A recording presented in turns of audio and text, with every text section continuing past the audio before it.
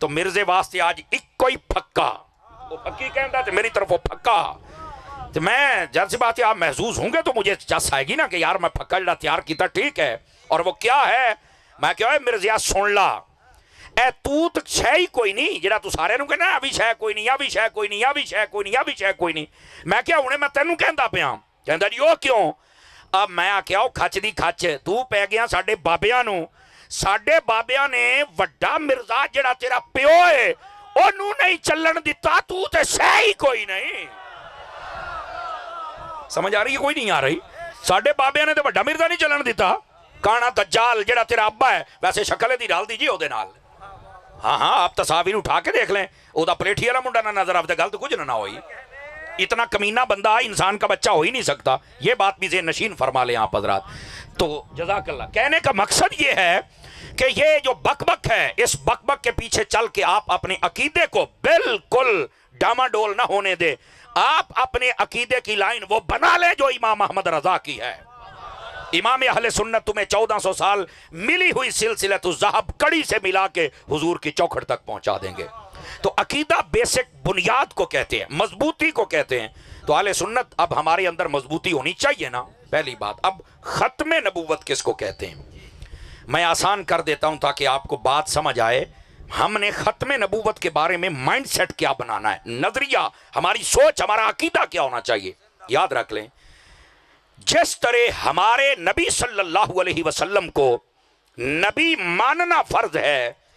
اسی طرح ہمارے نبی کو آخری نبی ماننا یہ بھی فرض ہے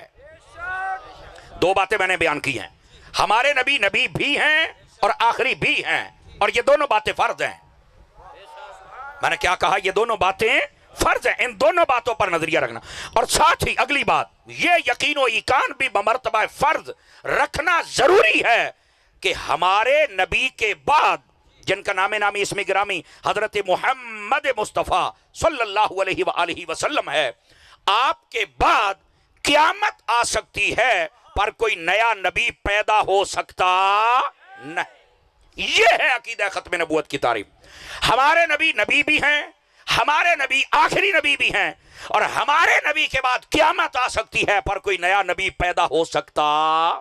یہ جب آپ کا نظریہ بن جائے اور آپ مضبوط ہو جائیں تو اس کو کہتے ہیں عقیدہ ختم نبوت پتر یہ تصویریں بانی تو ہوں سائڈ تے چل ہو گیا اب تیرا کام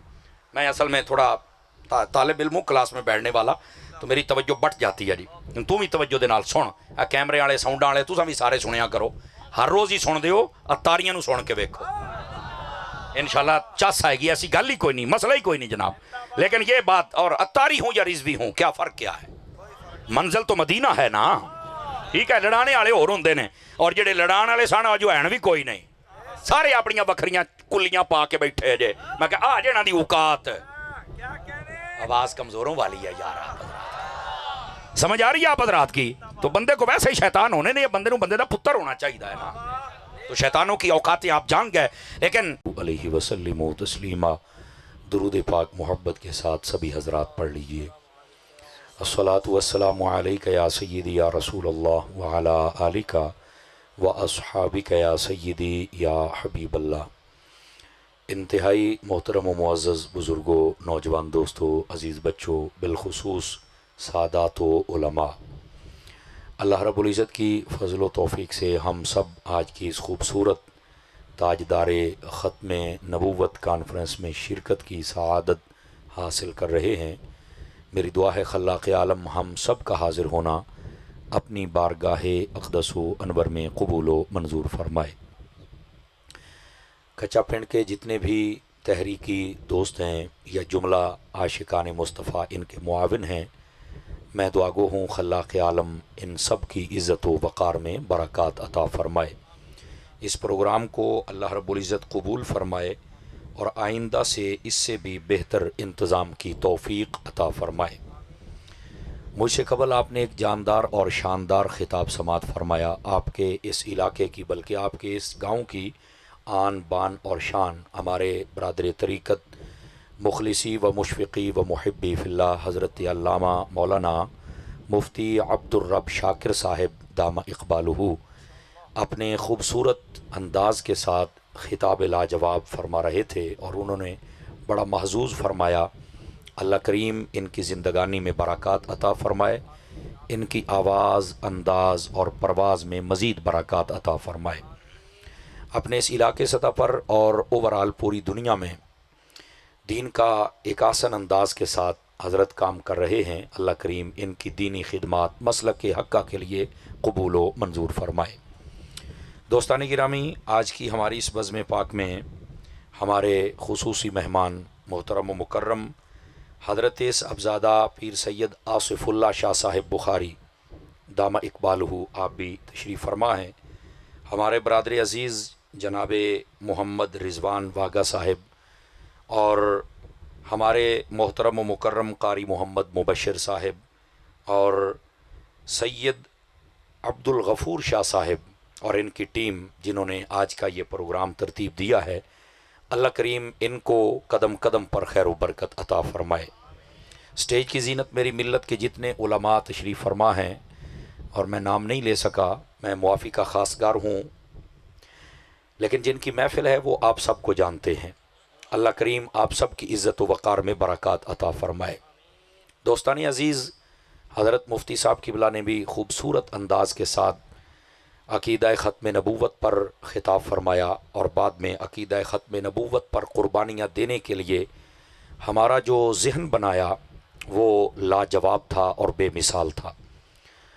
میں بھی اسی عنوان سے متعلق کچھ ضروری گزارشات آپ کی خدمت میں عرض کرنے کا ارادہ رکھتا ہوں، آپ توجہ فرمائیں گے تاکہ بات کرنے اور سننے کا سکون بھی مل سکے اور سرور بھی میسر آ سکے۔ دوستانی عزیز، یاد رکھ لیجئے یہ جو